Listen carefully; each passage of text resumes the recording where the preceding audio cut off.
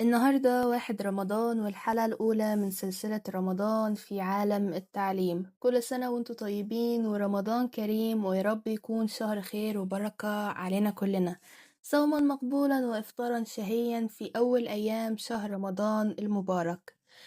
السؤال اللي الناس كتيرة بتسأله هو احنا ليه بنصوم؟ الصيام مش مجرد ان احنا نمنع نفسنا من الأكل والشرب من الفجر للمغرب.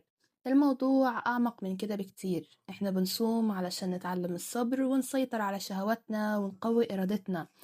كمان الصيام بيخلينا نحس بالناس اللي مش لاقية أكل أو شرب، فنفتكرهم دايما. وكمان ربنا سبحانه وتعالى أمرنا بيه وقال في كتابه الكريم: كتب عليكم الصيام كما كتب على الذين من قبلكم لعلكم تتقون.